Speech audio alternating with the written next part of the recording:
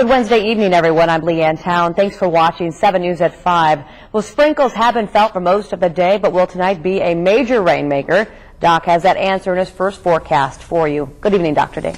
Well, good evening, Leanne. Most of the rain has been just to the west of Interstate 77 today, and it is getting closer to the river. Storm Tracker 7 live Doppler radar will scan the skies for you, and you can see northern counties, much of Columbiana and Carroll, over down into Tuscarawas, Cambridge. This is where it's really been heavy, and you can see nothing to really worry about right along the river from about Follinsby southward. We'll look at the temperature map because that's the big thing that's going to change tomorrow. As you go out to the west and look at Indiana, 44 in the South Bend, 48 in Fort Wayne, 46 in Indianapolis, even 47 in Louisville. That cool air will be rushing into the area before you hit the bus stop tomorrow morning. More on your weather in a couple of minutes. Let's head back to Leanne. Dangerous animals on the loose just about an hour away from the Ohio Valley. This evening we're learning and hearing from authorities that many of those animals have been killed. Let's go straight to 7 News reporter Jamie Ward, who is live at the WTRF.com desk with much more on tonight and what authorities are calling a very dangerous situation. Jamie? Well, Liam, police in Zanesville gave a press conference just this afternoon around 3 o'clock. The very latest information we're hearing is that they have killed 48 of the 56 wild animals that escaped from a wildlife refuge. Authorities say they have successfully shot or captured all but 2, a wolf and a monkey. Residents were warned by authorities to stay indoors today. They closed some schools and roads around that animal preserve where those animals escaped from. Now, police say the owner of the preserve, Terry Thompson, freed nearly 50 animals, including tigers, bears, lions, before committing suicide. After arriving to the property, authorities gunned down at least 30 animals last night. Of course, officials are catching some flack from animal rights groups for shooting to kill instead of using tranquilizers, but authorities have said the potential danger of the situation was not something they were willing to take a chance on. There have been no reports of any animal attacks. Reporting live for 7 News at 5, I'm Jamie Ward. Leanne. Meantime, the community of Zanesville remains in a frenzy tonight after the shock of what has happened. We continue our team coverage with 7 News reporter Dave Elias, who spent the day there and has more on this bizarre story tonight. Well, as you can see, the road that is leading to the farm where the exotic animals were kept is closed today. Of course, this story not only rocking the community of Zanesville, but the entire country. Signs along I-70 warning exotic animals on the loose. Schools canceled because of the dangers. Exotic animal expert Jack Hanna was brought in to help. I asked him how dangerous the situation really was. You said the situation was dangerous. How dangerous was it? Well, I'd say it's very dangerous. Probably like a bomb getting ready to go off, probably. How would you like to pull up with a police officer last night, getting dark, and pulling up there and seeing bears, lions, tigers, everything coming down the road? I mean, what would you do? Many of the animals had to be killed, including this lion, a picture that one young woman snapped after people were caught trying to steal the carcass. But they were talking about it, and they were trying to wanting to pick it up and stuff and taking pictures of it and saying it was theirs. They wanted to take it, you know. You called 911? Yeah, I did call 911. Sheriff Matt Lutz confirms some of the exotic animals were living inside the home. I can tell you we had some primates that were inside the house. I'm not sure, monkeys, chimpanzees, I'm not sure what breed they are. They were still secured. Now, I asked Jack Hanna if this could be considered a case of animal hoarding. I can't say yes or no. Let's leave it at that. But you have a good question there. Let's put it that way. Either way, I've learned it's not the first case of exotic animals getting loose here. It happened back in 1983. My father was on his motorcycle and he had got attacked by a chimpanzee which had escaped from a local carny. It's these cases that has Jack Hanna talking with the governor to change laws when it comes to owning exotic animals. It takes things like this to make things better. Now, the situation was so dangerous that schools had to be closed here in the Zanesville area today. The sheriff says, given the situation, he thinks that everyone handled it as well as they could. Reporting in Zanesville, I'm Dave Elias. This brings us to our Laudamus Security web poll question from the WTRF.com web desk. We want to know, do you think people should be allowed to own exotic animals? You can select from the choices yes or no, and we'll have your results tonight at 7 News at 11. No Fox Ohio Valley tonight due to baseball. Well, the animals seized last week from a Belmont County animal hoarder claiming to be a rescue are all recovering at the county animal shelter. Authorities discovered the dogs, cats, gerbils, and more in allegedly deplorable conditions in cages, outdoors and indoors, standing in feces and urine. Today, 7 News went to the shelter for an update on how those animals are doing. Reporter DK Wright joins us from the newsroom with the latest. DK?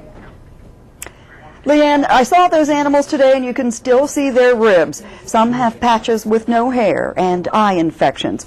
But they have all been examined by a vet who came to the shelter. And the vet has said that, quote, while they are recovering, they still face a number of physical problems. Well, there's a lot of poor body scores just from the malnourishment, no food, a lot of parasites, not just one parasite, a lot of different parasites. Upper respiratory in the cats. We have a cat that's on IV fluids because of dehydration, apparently no water. It's just really upsetting. Food, water, and medical care is the basic Ohio state law, and if you can't provide that, you just don't even need to have an animal. With at least 50 extra animals at the shelter, their resources are stretched. They're having an emergency fundraiser Saturday from 10 to 5 outside Respects in St. Clairsville. And donations can also be mailed to the Belmont County Animal Shelter, P.O. Box 115, St. Clairsville, Ohio, 43950. Reporting live from the 7 Newsroom, I'm DK Wright. Taking you to Ohio County now, the water treatment plant in Wheeling invited the media on a personal tour of its facilities today. City officials as well as plant employees conducted the tour, all to announce some big news. 7 News reporter Amy Wattis joins us live in the studio with all the details. Amy? Leah and I had the chance to see the facilities for myself. That's when the city officials announced that a new water treatment plant will be coming to the Warwood area of Wheeling in the next few years. Now, Public Works Director Rusty Jebbia, along with plant officials, escorted the media around the facility, showing us all of the problem areas and why a new plant is absolutely necessary. The plant has been in Wheeling for 87 years, and with new regulations coming out, rebuilding and remodeling is a must in order to stay in compliance. The new regulations that are constantly changing, getting more stringent. We're still using a sand filter system, and that's becoming obsolete now with most of the water filtration systems throughout the country. So we need to update that. But basically, because the construction of our plant that we have being that old, structurally we're just running into so many problems that we just can't repair anymore. The Band-Aid effect just isn't working. And in order to build a new plant efficiently, we need to build around the filtration system that we plan to have. Visible cracks can be found inside and outside the structure, and walls are also rusting away. Jebbia says engineers are working on costs right now, and the city is waiting to see if they get approval from the Public Service Commission to raise funds so the new structure can be built. Now, regardless of the age of the facility, Jebbia tells me the public is still receiving high-quality water, and the city will strive to continue that. He says they hope to have the new facility completed in about 3 years. Reporting live for 7 News at 5, I'm Amy Wattis. Leanne, back to you. Continuing coverage out of the Buckeye State, economic news about the shale gas boom continues unabated as Belmont County receives a major development project from an energy company. Kurt Weinshanker has that story. Chesapeake Energy will now have a greater presence in Belmont County when it moves into Fox Commerce Park west of St. Clairsville. The company has plans to purchase nearly 30 acres at the site, making it a major tenant. Officials say the announcement at the Belmont County Commission's meeting in St. Clairsville represents an expansion into Ohio of the shale gas wave that has swept the entire region. It's our largest land purchase in Belmont County's Fox Commerce Park to date. It involved dealing with a corporation, a large corporation from an out-of-state location, and it formally introduced into our park a national leader in the coal and gas industry. Chesapeake's purchase of land next to FedEx and SoBiz at the entrance to the park will soak up a sizable amount of free land within the park.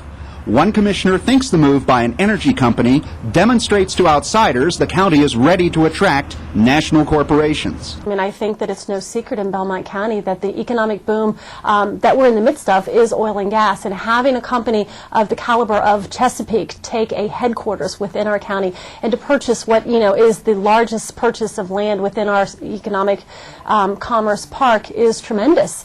Commissioners also introduced a new economic development plan they say will keep township and city governments within the county working together, positioning the area for future economic growth. I think this is a turning point in Belmont County. I think we've talked over the past couple of years about the fact that Belmont County has been able to weather the economic storm because of the uniqueness of our people, all of our elected officials, and all of Belmont County government coming together to work in tandem. In St. Clairsville for 7 News, I'm Kurt Weinshanker. Commissioners also announced plans for a Belmont County Leadership Academy in partnership with Ohio State University Extension and the Belmont County Planning Commission. Well, moving on to some good news for you out of Ohio County tonight. It was on 2 feet instead of 4 wheels for some Ohio County students who headed to school today. This morning, students at Bridge Street Middle School in Ohio County participated in the National Walk to School Day. This is the 6th year for the event, which promotes wellness in schools across the nation.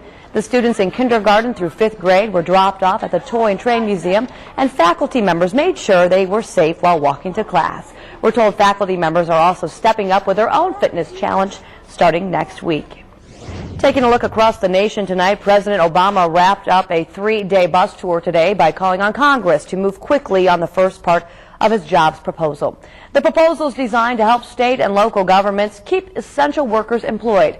His critics are ready to welcome him home, saying the president's road trip wasn't about jobs. It was all about re-election. Lawmakers in Washington have started breaking the president's jobs bill into pieces. It's the only way any part of his proposal has a chance of passing Senate. Republicans already blocked the bill as a whole. The Republican presidential hopefuls met for a 5th time in just 6 weeks last night in Las Vegas. They attacked each other's proposals and passed decisions during a raucous debate. Herman Cain, one candidate leading in the polls, got plenty of attention for his 999 plan. His opponents had their attacks ready on his proposal to overhaul the nation's tax code. Former Utah Governor John Huntsman skipped last night's debate in Las Vegas in protest of Nevada's decision to hold its primary election earlier in 2012. Prosecutors in the manslaughter trial of Michael Jackson's doctor could rest their case today. Attorneys for Dr. Conrad Murray will then try to convince the jury that the pop singer caused his own death. Sandra Hughes is at the courthouse in Los Angeles. Investigator on both of these. Prosecutors questioned their final witness, an anesthesiologist who uses propofol to put patients under during surgery. I am asked every day I'm in the operating room. I tell patients what I'm going to do, and I am asked the question, are you going to give me the drug that killed Michael Jackson? Dr. Stephen Schaefer testified that propofol is safe when used correctly, but prosecutors contend it was not safe for Dr. Conrad Murray to use the drug as a sleeping aid, and that it ultimately killed his superstar patient. Prosecutors are expected to rest their case today. They say Murray is guilty of involuntary manslaughter and over the past 3 weeks have used experts, eyewitnesses, and even a recording of an impaired Michael Jackson to try and prove their case. I didn't have a childhood. Murray's lawyers are expected to start laying out his defense on Friday. They'll try to convince jurors Michael Jackson caused his own death. The pop star died in his bedroom. The defense is expected to claim the singer took an anti-anxiety drug and an extra dose of propofol when Murray was not in the room. The theory will also go on to say that Conrad Murray could not have been responsible for his death because Michael Jackson's own conduct was a superseding, intervening factor that contributed to his death. The defense is expected to present its case in just a few days. By the end of next week, the jury could start deciding Murray's fate. Sandra Hughes, CBS News, Los Angeles. Dr. Murray faces up to 4 years in prison if he is convicted. Well, the American Cancer Society is agreeing with a government panel on new guidelines for cervical cancer screening. Is there little to no benefit of Pap tests for women over a certain age? That story in Health Watch 7.